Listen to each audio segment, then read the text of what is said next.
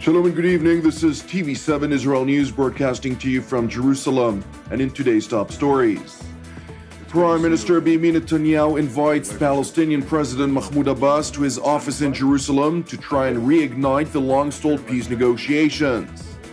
Israel extends the distance it permits Gazan fishermen to head out to sea along certain parts of the coastline of the Palestinian enclave.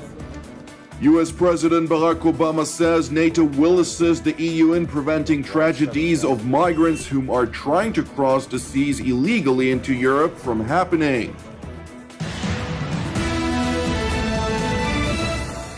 Prime Minister Benjamin Netanyahu stated during a meeting with Czech Foreign Minister Lubomir Zaoralek at his residence in Jerusalem that he would clear his schedule for the week to make possible a meeting with Palestinian President Mahmoud Abbas after the latter declared in an exclusive interview to Israeli media that he was willing to meet with Netanyahu in a bid to reignite peace efforts at any time. Prime Minister Benjamin Netanyahu said the first topic on the agenda would be ending incitement by the Palestinian leadership against Israelis, an allegation the Israeli leader directed at President Abbas many times in the past. A few days ago on Israeli television, I heard President Abbas say that if I invite him to meet, he'll come. So as I said this morning to an American congressional delegation, I'm inviting him again. I've cleared my schedule this week. Any day he can come, I'll be here. Now, we have a lot of things to discuss, but the first item is ending the Palestinian campaign of incitement to murder Israelis. My door is always open to those who want to pursue peace with Israel. The Palestinian spokesperson's department had no immediate comment on the matter. In other news, Israel informed the United Nations that it would no longer permit the private import of cement into the Gaza Strip because many shipments were not used for the earmarked goals. This was announced by UN Special Coordinator for the Middle East Peace Process, Nikolai Mladenov.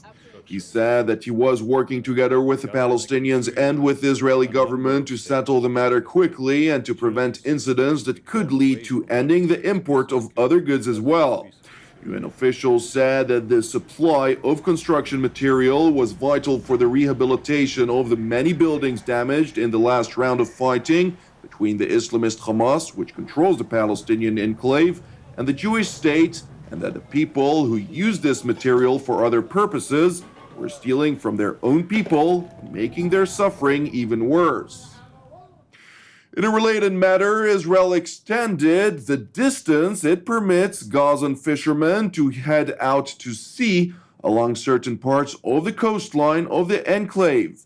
The fishing zone was expanded from 6 nautical miles, which is equal to about 11 kilometers, to 9 nautical miles, which is equal to 16 kilometers, along Gaza's central and southern shores, a step that Israeli authorities said should result in a bigger catch in deeper waters, where fish are more abundant.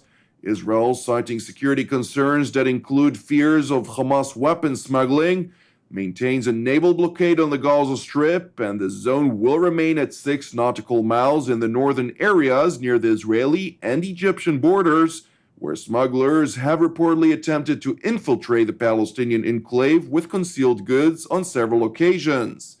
Palestinians have complained of frequent Israeli interceptions and arrests of fishermen who have strayed from the permitted fishing zone and of the confiscation of their boats and equipment. Nevertheless, the Israeli announcement of extending the fishing zones was welcomed by the Palestinian fishermen. احنا والله هذا اسعد خبر يعني سمعناه احنا الصيادين يعني انه بنعاني عندنا اطفال وبدنا نطعميهم ونعيشهم يعني والحمد لله وان شاء الله بوسعوا لنا الافضل. The internationally recognized terror organization Hamas, an offshoot of the Muslim Brotherhood, violently seized control of the Gaza Strip in 2007 from their rival Fatah movement, which is headed by Western-backed Palestinian President Mahmoud Abbas, and has declared its mission of destroying the Jewish state, a fact Israel has had to deal with since, with sporadic rocket fire by Islamist organizations in Gaza towards Israel's southern communities over the years, as well as occasional confrontations with the Islamist Palestinian group Hamas to bring their aggression to a halt, moves strongly condemned by the international community, which accused the Jewish state of using excessive force.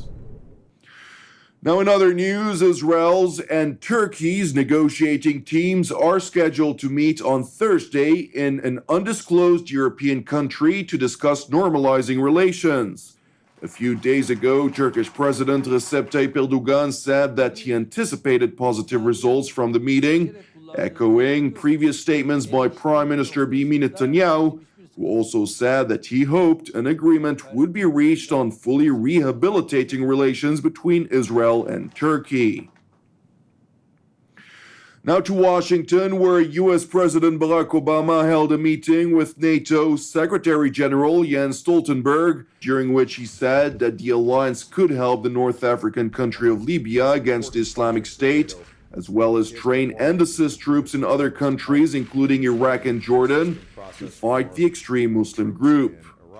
One of the most important functions that NATO is performing and can continue to perform is to help in the training and assisting process for troops in Iraq, in Jordan, in many of the areas in the region, and we are continuing to cooperate on an ongoing basis about operations potentially in areas like Libya, where you have the beginnings of a government, and we can, I think, provide enormous help in helping to stabilize those countries. Terrorism affects us all, from Brussels to San Bernardino, and all NATO allies contribute to the US-led efforts to degrade and destroy ISIL.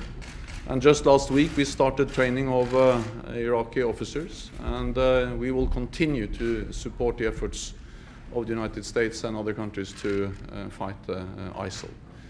We also discussed how NATO can increase our support to other countries in the region to enable them to stabilize their own countries and to fight ISIL. And therefore, different ways of building local capacity is high on our agenda in NATO. The American president also noted that NATO would tackle several of the challenges the world faces in the midst of refugees fleeing the Middle East wars, noting that it would assist in cooperation with the European Union to prevent tragedies of migrants who are trying to cross the seas illegally into Europe. We recognize that there are a broad set of challenges that have to be addressed all around the world, and NATO is going to be working with the European Union, for example, to help prevent the tragedies that we saw last summer of migrants taking very dangerous trips across waters to try to reach Europe. In cooperation with Turkey, Greece, and other countries, it's important for us to do that in a way that is humane and thoughtful, even as we're also working together to try to bring an end to the Syrian conflict.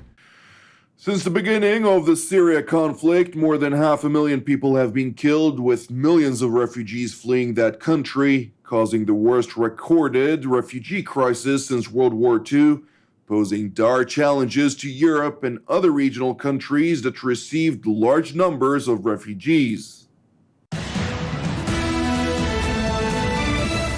Thank you for watching us. You can also watch us at TV7israelnews.com or TV7.fi. For any comments, please send your emails to israelnews@tv7.fi. For more updates from Israel and the region, please join our Facebook page at TV7 Israel News. Praying for the peace of Israel and the peace of Jerusalem. I'm Jonathan Hassan. Have an Erev Tov, and we will see you again tomorrow at the same time.